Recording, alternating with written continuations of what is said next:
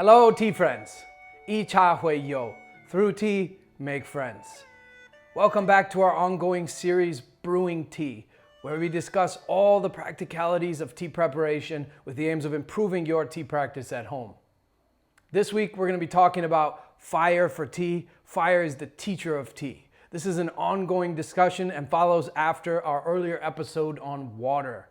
So put on some charcoal, light an alcohol brazier, start heating some water, and let's talk about fire for tea.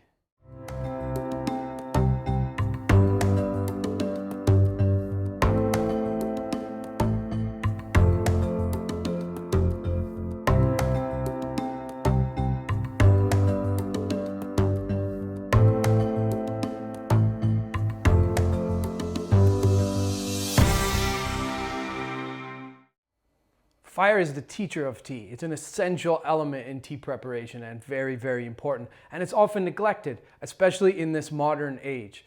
We have a bad habit of undervaluing things that don't have necessity. So when we find really convenient ways of doing things like microwaving food or electrically boiling water, etc., we lose old ways that, yes, they're not necessities anymore, but there is value in them and there's a lot of skill that surrounds them. Like, for example, the skill of cooking with a wood fire. If you've ever traveled to a rural place or gone camping, there's a real magic when you cook your food on a wood fire, on a campfire or a wood fire stove or wok. The food is just different.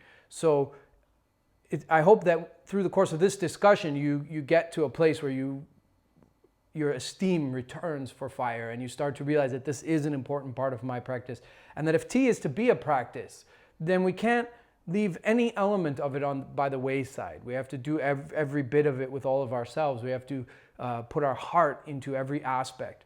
You can't skip over or neglect any aspect of something that's a practice. It has to be done fully upright if it's to work. It has to be done mindfully. It has to be done right. We do so much in our life in a way that's convenient and quick and jumping over all the steps. And as our technology advances, that happens more and more. And sometimes that's okay, but you can see other ways in which that's decreasing our quality of life, like the way we don't meet each other or have eye contact with each other or real conversations person to person because we're interrupted by all these devices that we carry with us in our life. So in the same way, don't neglect fire. It is the teacher of tea. It is a powerful element and it does impact the quality of tea very much. For tea, we want what's called martial heat, which is to say we want the water to heat up as fast as possible. In fact, in traditional gongfu tea, and this still remains the ideal, we use very small kettles so that we can boil every steeping individually. You boil the water for every steeping individually so that it's always fresh, always at the perfect temperature, and every steeping unfolds that way. And then, how much you want to compromise that. A little bit bigger kettle, like the gongfu kettle that we made, which has like 2 or 3 steepings, or a large kettle, and so on. But ideally, in gongfu tea, we do boil every steeping, and you can refine your process down to that level. And when we're brewing a really fine tea, we also continue that practice of boiling each steeping individually. I think it's very important that we learn to gauge temperature with our own senses and avoid using crutches like thermometers. And this goes for other aspects of tea, like scales and timers and these kinds of things. One might argue that these are good for beginners and that as you advance, you could abandon them. But I think these crutches actually hinder your growth and slow you down and get in the way of progressing past that very early stage, as opposed to helping you in the beginning. I think it's better to take an attitude of allowing yourself to make mistakes. Learn to gauge the temperature with your senses. Involve yourself. If this is to be a practice, you have to be involved in it. You have to bring your mindfulness to every aspect. So learn to gauge the temperature with your senses. The easiest way to start is with the eyes. And this is why I think beginner, novice, or someone who's practiced for a while, it's really great idea to have a glass kettle. Start with a glass kettle. If you already have a ceramic kettle, get yourself a glass kettle also so that you can look at the bubbles. You can look at the size of the bubbles and learn to tell the temperature by the size. In the traditional classic Chinese demarcation of bubbles, they're based on the eyes of sea creatures. I don't know why, but the smallest bubbles are shrimp eye and then you have crab eye, and then you have fish eye, and then you have what's called old man hair or dragon water. That's when we reach a full boil. We don't ever want to go there, because at that point, the structure of the water is breaking. The molecules are breaking apart. The oxygen's leaving. And so the structure, because liquid does hold structure, we talked about this in our earlier episode on water, and you'll break the structure if you get to that level. So most teas are either crab eye or fish eye. And then sometimes there's intermediate stages also. You could really divide this as much as you want. There's one called string of pearls, where the bubbles go up like a string of pearls. So there's many subcategories between the shrimp eye, the crab eye, and the fish eye. But most teas are crab eye and fish eye. And so as you look at the water in the glass kettle, it's really easy to distinguish these temperatures with your eyes. And then what you can do is you can slowly start to correlate the size of the bubbles with other senses. For example, the touch of the kettle. So the kettle will vibrate at different frequencies depending on its temperature. This is of course different for every kettle depending on what the kettle is constructed of, and the handle. We've used metal handles on our kettles that we designed because they allow for that frequency to be very clear, so you can know the temperature much more easily. So you begin to feel and correlate the vibration with the different sizes of bubbles. And then of course also there's sound. The kettle also will make different sounds depending on where it's at, right? And this, you can then you start to correlate the size of the bubbles to the sounds.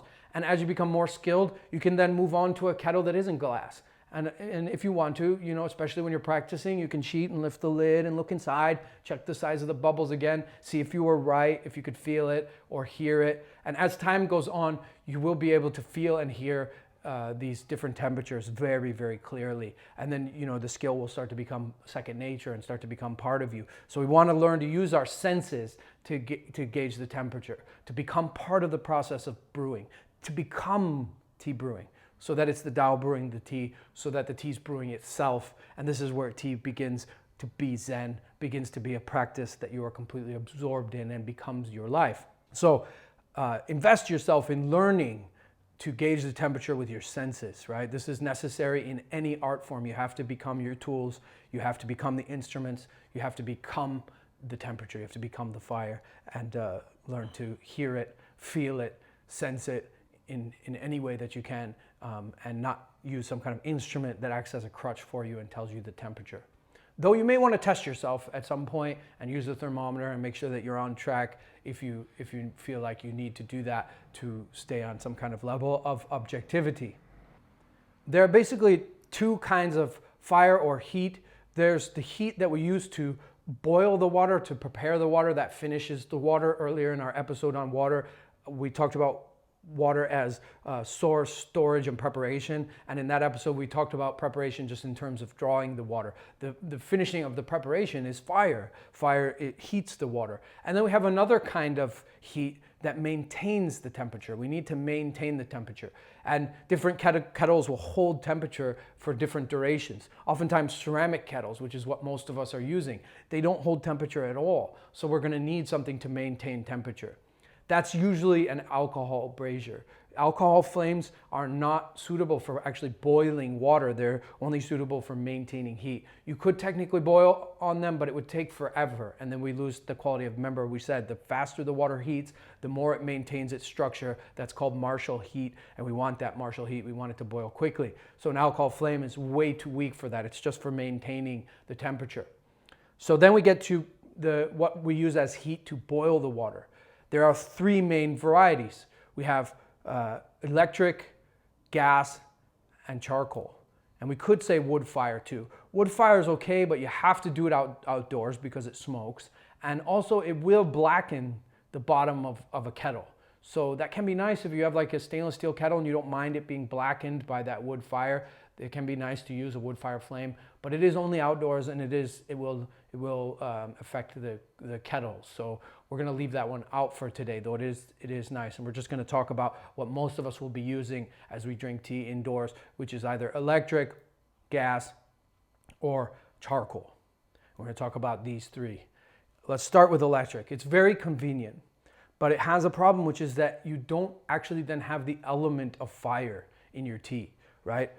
you can see that we've talked about water, and we've talked in a previous episode, and now we're talking about fire. So in tea preparation, we have all the traditional 5 elements.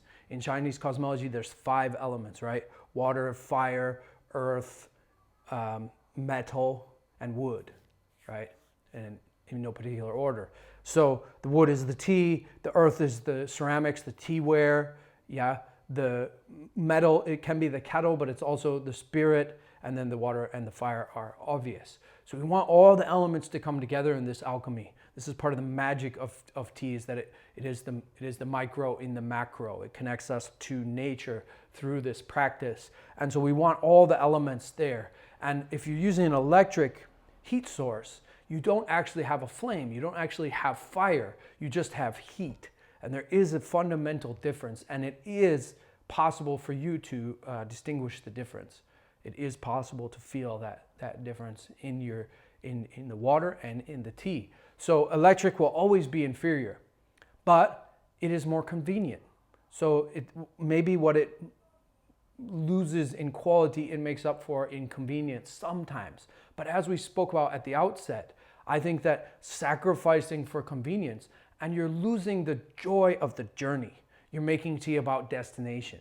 You're making it about, like Starbucks, like get in line and you get the tea in a mug and it comes out. It's about the end instead of the journey.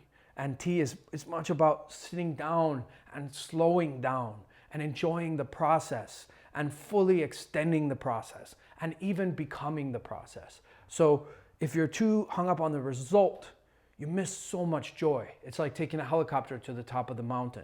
Yes, you get the view there, but you miss out on all the lessons, all the joy of actually climbing that mountain and then climbing back down. There's so much in that journey. There's so much in the journey of preparation, and the preparation is the ceremony as much as the final drinking. So I think you're missing out if you start sacrificing aspects of tea preparation for convenience, though sometimes it is necessary. As far as electric heat sources go, there's essentially 3: induction, hot plates, right, and infrared. Of these, we prefer infrared. Infrared is a similar kind of heat to what is in charcoal. Charcoal also has a lot of infrared in it. So when you use an electric heater, you're using infrared, which brings it closer to charcoal, brings it closer to that real flame, which we'll get to in a little bit. The second best would be these hot plates. They're usually made in Europe, often Germany. They're just like an element, an electric element, and a metal, an iron, usually iron plate above it. The element heats the air, and then that heats the iron plate. The iron plate heats the kettle. These can be okay. The worst is induction. And sadly, induction represents the vast majority of tea kettles on this earth. The vast majority of people all throughout China, all throughout the world, boil their water in these electric induction. You push the button and really quick, and very, very quickly it heats the water. And you go to often beautiful tea houses that have like koi ponds and everything's wonderful. And sometimes they even have some decent teas on the menu. And then they bring you one of these induction kettles and it really destroys the water. I would never use one of these unless I'm absolutely forced to. Absolutely forced to. Induction essentially is using an electromagnetic current that actually hits itself and passes through the water. So it is going through electricity, electromagnetic current going through the water and boiling the water from the inside out. It completely destroys the structure of the water. It is very much analogous to microwaving food, cooking it through waves that pass through it and very much destroy its essence, destroy its quality. And so I invite you to experiment yourself with induction heaters and see how rough they are in your mouth, how they scratch, how they burn.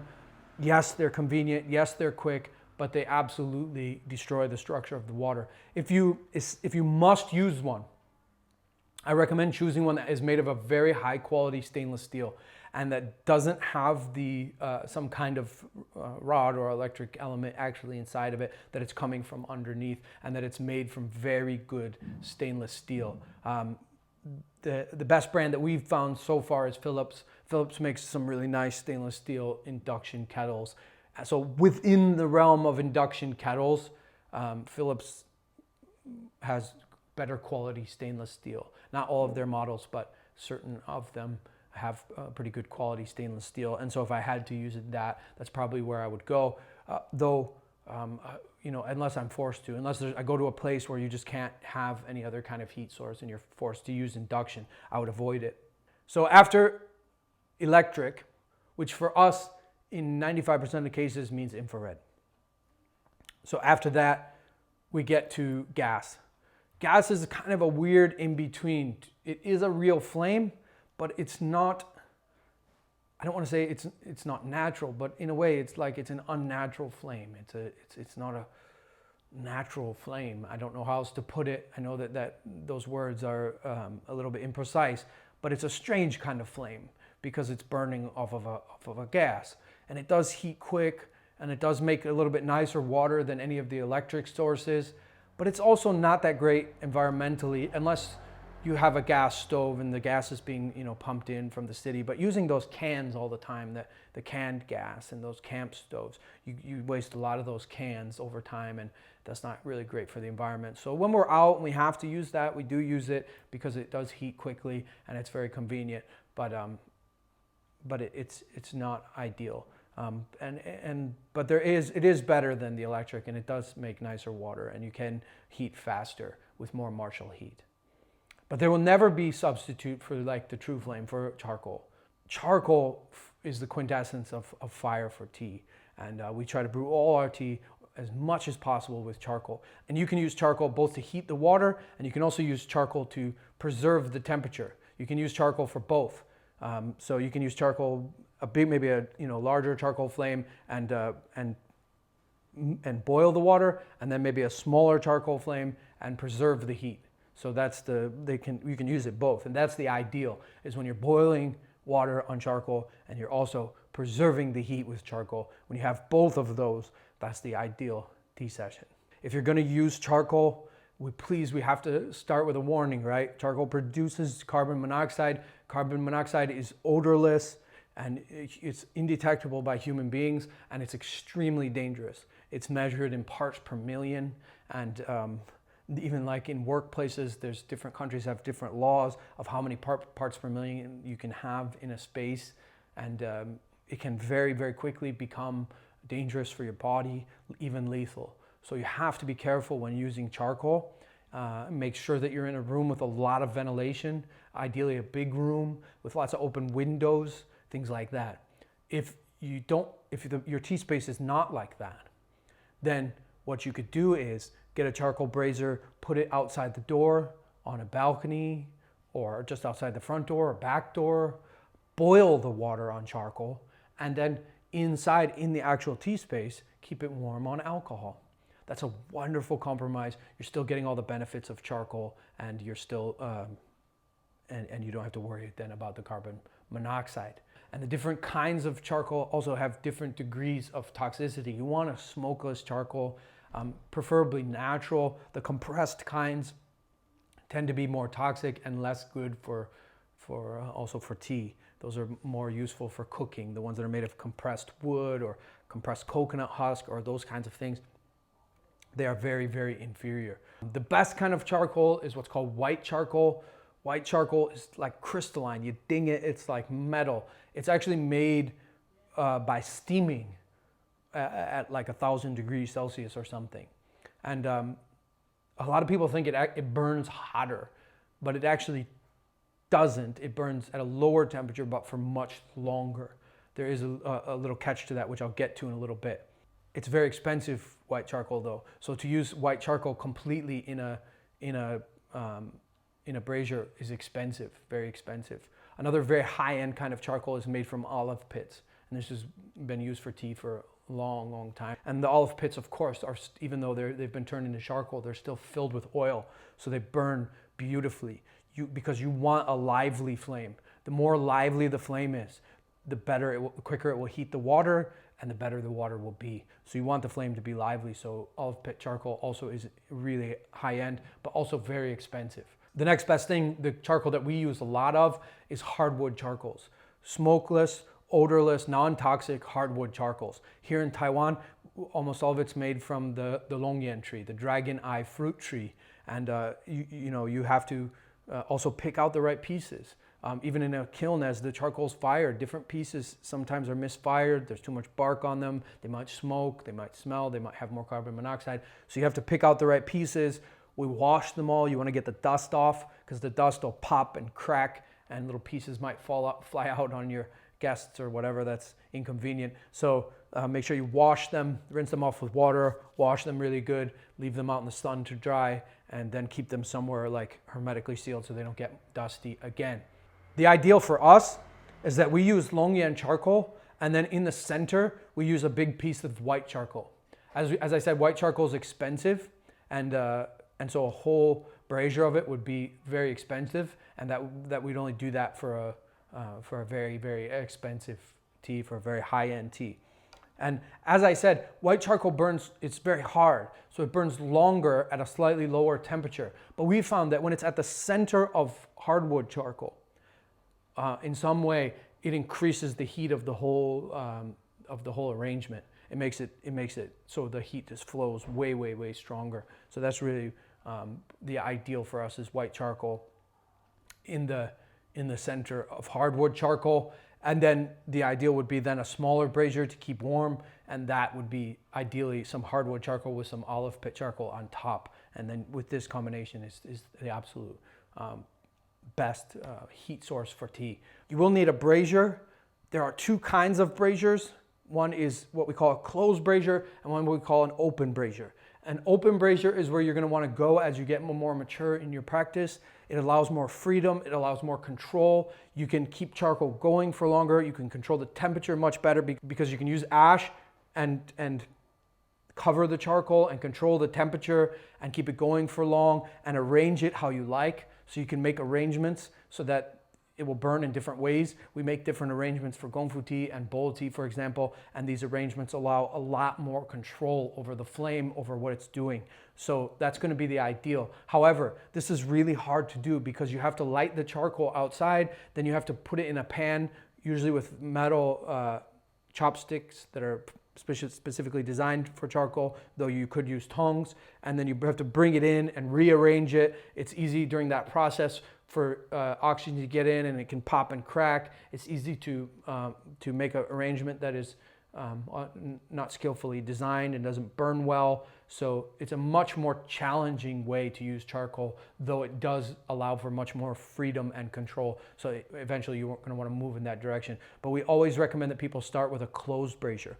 A closed brazier is just a smaller brazier, usually with some kind of basket in it that could be metal or ceramic. And it's easy because you just fill it with charcoal, leave a shaft of air down the center, use some kind of fire starter, start the charcoal, and then bring the whole brazier inside. Or leave it outside if you're going to boil the water on it, and then bring the kettle in and use alcohol if there's not proper ventilation in your home. We always recommend using a starter that's made of compressed sawdust and doesn't have any chemicals in it or any wax. Some of them are sawdust surrounded by wax paper, and the wax is what gets it to light.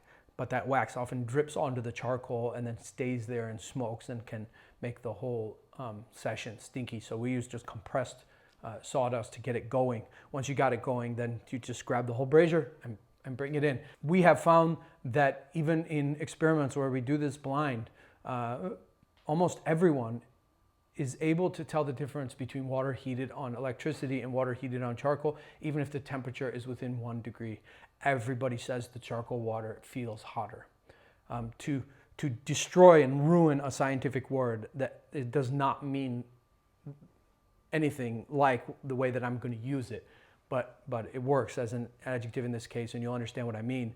The heat, when you heat water with charcoal, is like it's ionic. It's like it's in the atoms. It's penetrated. It's deep in the water, in the structure of the water. The fire's gotten into the water. Whereas when you heat water on electric source, the heat doesn't penetrate. It's somehow on the surface of the water as opposed to inside the water. So we found that the heat penetrates much more deeply.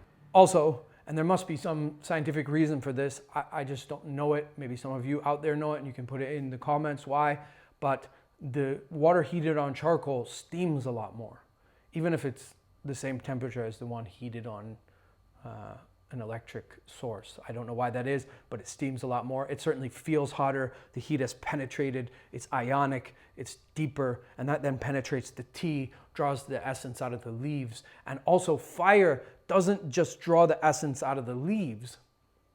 It also moves the tea around our body. And this is a big part of why fire is called the teacher of tea. Because if you put cold water on tea, it will take days or hours for the essence of the tea to come out. So fire is the conveyor of tea. It's the teacher of tea. It's the conveyor. It draws the essence out of the leaf. And then it's also what moves the medicine around our body. It's what moves it, right? Anybody who's ever taken Chinese herbs knows that in the modern day, they sometimes come in powder form or capsule form, and you can just eat them.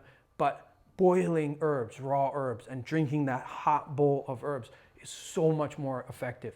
And anyone with experience in both of those can testify to how much more powerful it is to drink that hot steaming bowl of raw herbs that have been boiled, because the heat carries the medicine where it needs to go in our body and allows it to penetrate into our body. And so when the heat is done well in tea, when you use charcoal, when you use real fire and the heat has penetrated into the water and then penetrated into the tea, you will find that the medicine goes deeper in your body and into your being, from your body into your subtle body. You will feel it move into the subtle body deeper. You'll feel the tea much more deeply. It will move into more parts of your body and through your body. It will catalyze the movement of qi.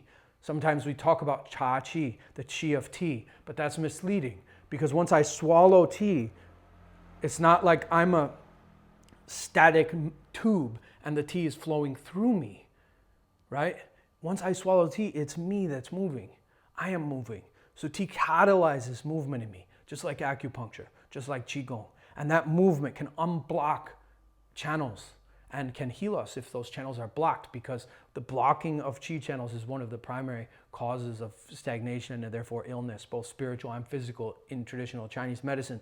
And so if the tea is strong enough, it can move qi through those channels and break through blockages, through obstacles in the channels. Oftentimes when that happens, people have some kind of emotional response. They laugh for no reason. They cry for no reason. I've seen them do both. Start crying and then realize they don't know why they're crying and laugh. So sometimes when those blocks happen, you do get an emotional response as it's shifting things, because there is no separation between physical and spiritual, between body and mind and ideal. They are one. So the fire is incredibly important, because it not only draws the essence from the leaf, it also then moves the tea through our body and allows it to penetrate into our body, the medicine. So it is a big part of the medicine of tea. And it also is a huge part of the flavor and aroma too, because the oils that create the aroma of tea, which is much more of the flavor of tea. The flavor of tea is actually much more aroma than it is actually flavor. These two things are so connected in our senses, it's hard to distinguish them at all. And in tea, the more of what we're experiencing is actually aroma than it is flavor.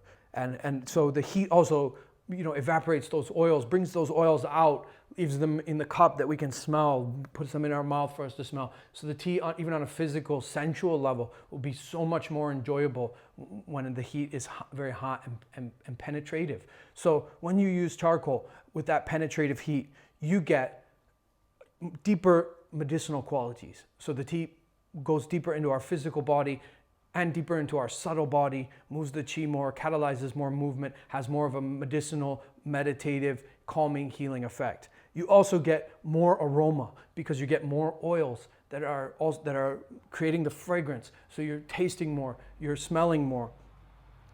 And you also get a better structure, because a lot of the structure of the water that is used to prepare tea will come from the way that it is heated. That will preserve and maintain and create structure. It will preserve the water's original structure. It'll create some new structure. And if that structure is all good, the structure of the tea is going to also be delicious. This is why, as you progress in tea, especially Gongfu tea, you will move towards wanting your tea to be brewed hotter and hotter. You will want the tea to be hotter. It's just a fact. Sometimes when people come for 10-day courses, the first day they're like, wow, you guys serve tea hot. Your tea is really hot. I got to let it cool down. Woo, and they want to like blow on it or something. Don't blow on your tea. It ruins also the structure of the tea in the bowl or in the cup.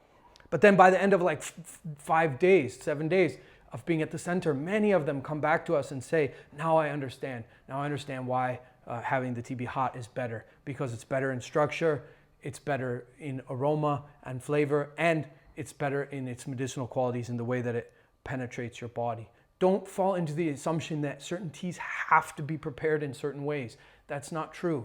There's some general truth in that, but those are just abstract generalities. And there's always exceptions, and there's always different intentions and things we want to do with tea. So like saying all green tea must be prepared at low temperatures and all oolong at high temperatures. That's not always the case. Some oolongs can be very nice at lower temperatures. Some green teas can be nice at very high temperatures. There is always exceptions, and there's always ways to move. So don't assume that any tea needs to be prepared at some certain temperature, though there is often an ideal temperature for each tea that will change from tea to tea. So you can't just apply that temperature to the whole genre, though specific teas often do have an ideal temperature. Other times you'll find that actually when you change the temperature, when you go hotter or cooler, what you create is a different tea, a different experience. Not necessarily better, not necessarily worse, just different. When you take a certain green tea and, for example, brew it at a very hot temperature, brew it at a cooler temperature, brew it, in other words, at crab eye, and then brew it at fish eye, and then brew it at shrimp eye, brew it at these 3 different temperatures and see. And sometimes you'll find that one of these is the ideal. This is the ideal temperature for this tea. It wants to be brewed at that temperature. But don't assume that applies to that whole genre of tea. That only applies to that tea specifically. Other times you might find that at shrimp eye, at crab eye, at fish eye, at these different temperatures, what you get actually is just a different tea. Not better, not worse, just different. And you might like them all 3 for different reasons. We'd like to encourage you guys to engage these videos, put some comments below, ask questions. We promise to answer them. Make comments about the heat source that you use, your experiments, your homework. Let's make this a growing together. Let's make it an exploration and a discussion by putting some comments and talking to each other and learning together about fire, the conveyor and teacher of tea. To support this project, please go to globalteahut.org, and if you haven't yet, subscribe for our magazine. Every month you'll receive 60 pages of tea wisdom, everything from history to ethnography, tea preparation, teaware, and it's a beautiful way for you to continue this discussion and deepen your tea education and tea practice. Of course, you can't learn just by watching videos or reading a magazine, so Global Tea Hut every month comes with a sustainably produced tea, so you can learn experientially and drink tea as an ongoing part of this exploration and practice that we're all developing in. You also, as a member, get access to our app, which connects you to a beautiful community of tea lovers around the world in 60 countries. Ask questions about tea preparation, about fire, about water, host people at your place for tea, go visit other people and learn together as part of a beautiful, flourishing community around the world. It's one of the highlights of being a Global Tea Hut member. Also, you can visit our center here in Miaoli, Taiwan, where we host 2 10-day courses every month. This is a great way to immerse yourself in a life of tea and a practice of tea, deepen your tea practice, and spend 10 days fully exploring tea in all of its forms. These courses are absolutely free. You can learn more about them and also apply at teasagehut.org. So, let's put some charcoal on, light an alcohol brazier, turn on some gas, put a kettle on, and enjoy some beautiful tea.